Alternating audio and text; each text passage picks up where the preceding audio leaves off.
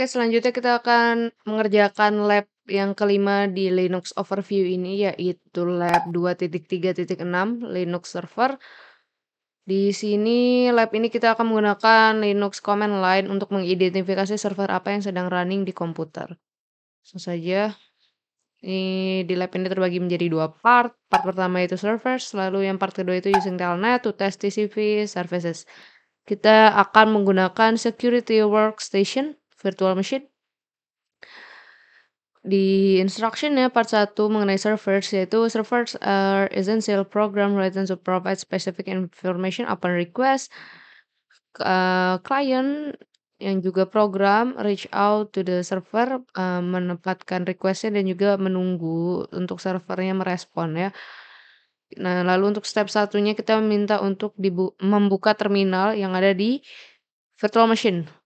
Ini sudah dibuka, sudah login juga, berarti kita tinggal mengklik terminal. Oke. Step 2, display the services currently running dengan menggunakan command ps, tapi untuk yang lebih detailnya kita akan menggunakan command sudo ps-elf.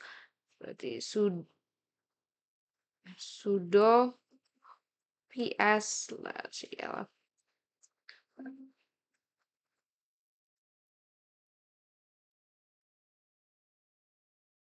Nah, ini dia. Di sini ada bunch of fruit, ada PID-nya. Oke. Why was it necessary to run PS as root?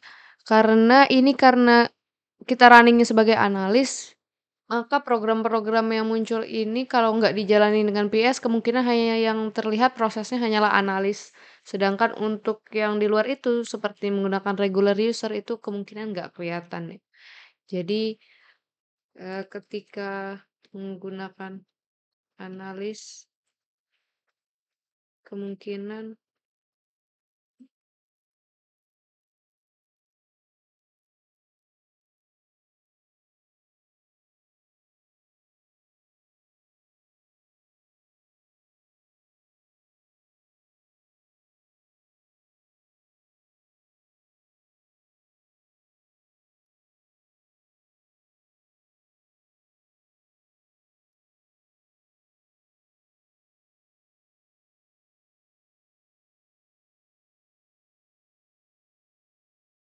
ini ya.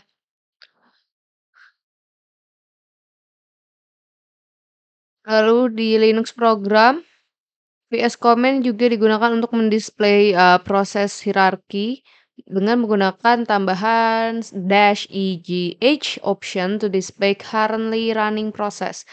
Nah, ini kita diminta untuk ganti dulu ke usernya ya, sudo user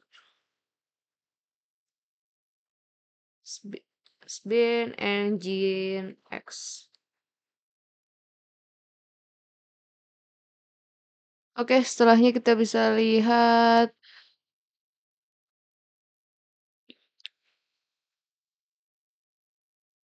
currently running prosesnya di-display atau ditampilkan dengan bentuk seperti pohon ya. Untuk di bawah sini kita bisa lihat. Nah, ini dia kayak ada melengkung gini. Ini untuk menunjukkan seperti tingkatan ya. Jadi ini kayak ada parent-nya, lalu ini ada child prosesnya, dan begitu seterusnya. Ya, bisa dilihat ya seperti bentuk pohon dan ini hints-nya. How is the process hierarchy represented by PS dengan si lengkungannya ini ya. Ini menunjukkan hierarki atau tingkatannya dengan lengkungan. Oke. As mentioned before, server are essential program. Kita bisa menggunakan command nested untuk melihat network connection-nya. Oke, kita klik start.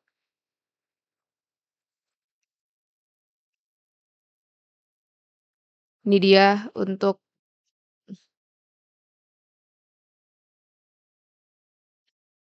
ya, sini ada protonya, ada type-nya, ada state-nya. As in above, nested runs a lot of information when used without option. Many option can be used to filter output nested. Nah, kita di sini diminta untuk menggunakan tambahan comment to net option untuk filter ya. Lalu kita lakukan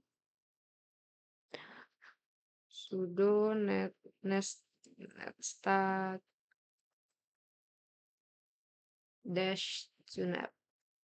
Maka ini terfilter menjadi seperti ini ya. Lalu ada engine X-nya juga tetap.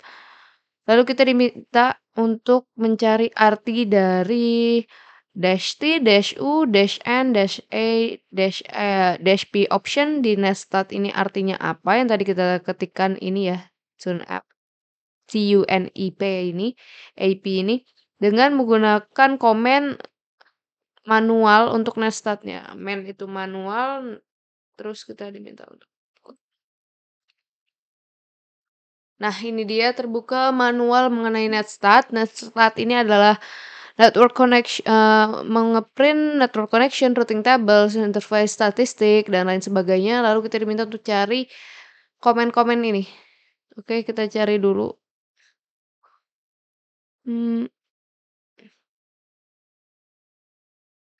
Nah, ini dash n itu adalah nama rig untuk memunculkan nama rig address instead of trying to determine symbolic host port or username. Dash P ini adalah program untuk memunculkan PID-nya. Sorry, ini untuk yang dash A ya. Ini yang all show both listening and non-listening socket ini ya. Listening, non-listening. Untuk yang P program show PID-nya ini ya. Lalu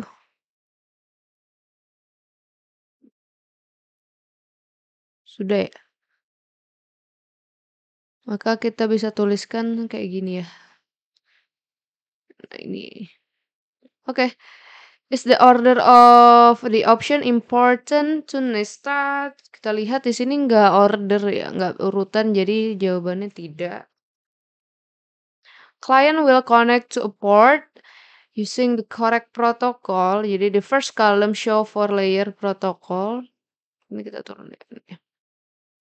First column show the layer for protocol. The third column. Lalu ada penjelasannya di sini sampai kolom ke-6. Based on nested yang tadi kita sudah ketik ya yang ini. Oke, setelah kita ditanya based on nested outputnya yang running di port 80 itu protokol connection status dan PID-nya apa? Ini untuk yang port 80 ya, bisa kita tuliskan berarti protokolnya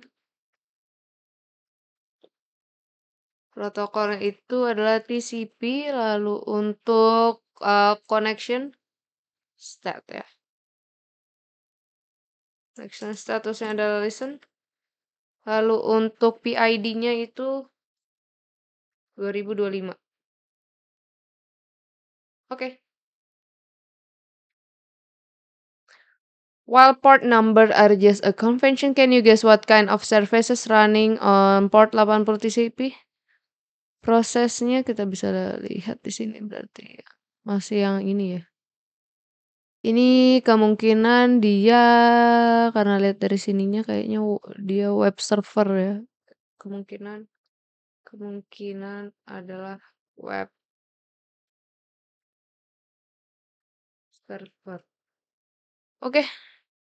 Sometimes it is useful to cross the information provided by nested with PS based on the output. Port 395 used in this example.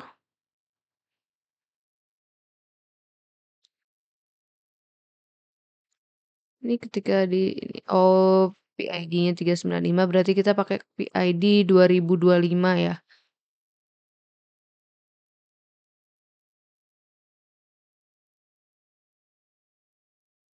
Berarti nanti ini kita grab-nya adalah di 2025 ya.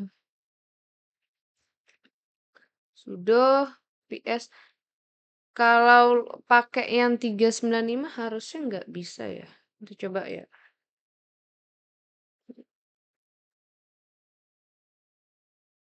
Karena nggak ada.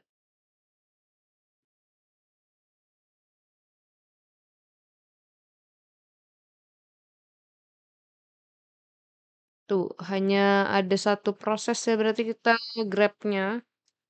Sudo ps ilf sesuai dengan PID-nya kita berarti grab 2025. Nah, ini dia baru bener ya.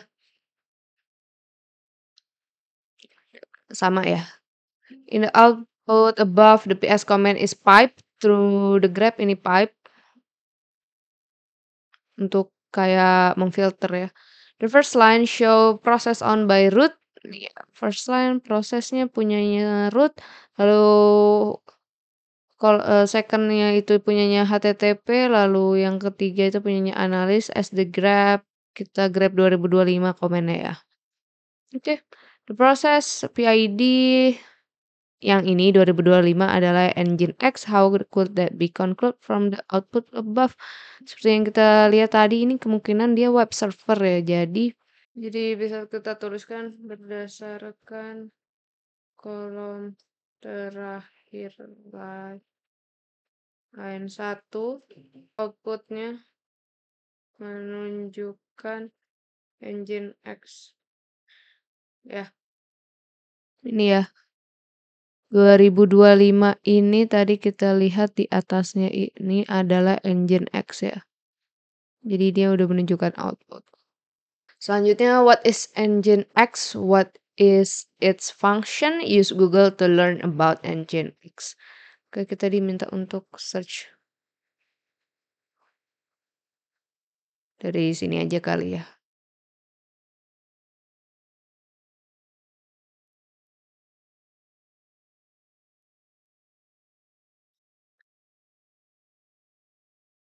Kita coba pakai ini.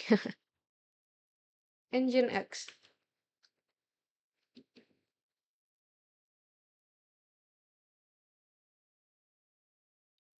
Engine X adalah web server dengan lisensi open source yang memiliki multifunction sebagai proxy.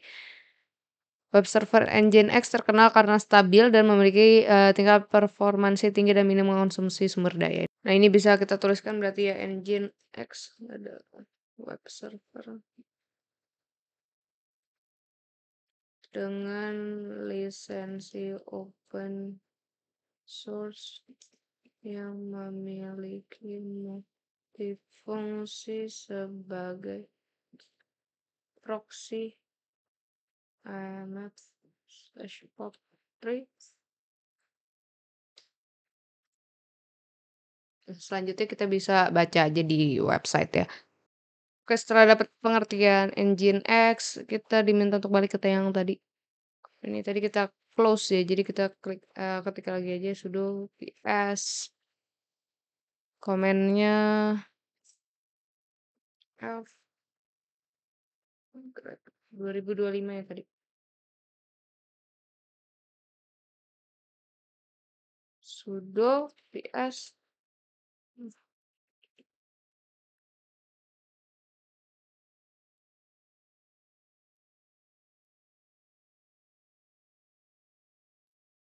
ini ya tadi. Nah, the second line show the process 39 is ini 2026 ini punyanya si HTTP. What does that mean? Username HTTP and has process number 395. Has process number 2025 ini ya sebagai parent-nya. What does that mean? Is this common behavior? Ini artinya di PID 2026 ini adalah child process-nya dengan parent 2025 ini suatu hal yang biasa, behavior yang biasa karena tadi kita run-nya di port 80 tadi ya.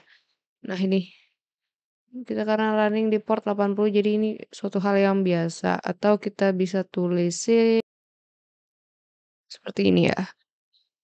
Why is the last line showing grab 395? Ini grab 2025 karena tadi kita minta untuk ada pipe-nya ini untuk komen filter grab 2025 ini ya. Karena kita minta untuk filter PID. Oke, kita lanjut ke part yang kedua yaitu using Telnet to test TCP services. Di part pertama, Nginx was found to be running assigned to port 80 ya. Tadi, although a quick internet search revealed that Nginx is a lightweight web server, how could an analyst be sure of that?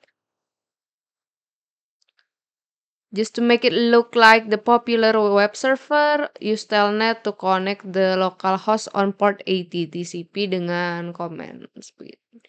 Telnet 127.0.0.180. Trying connected.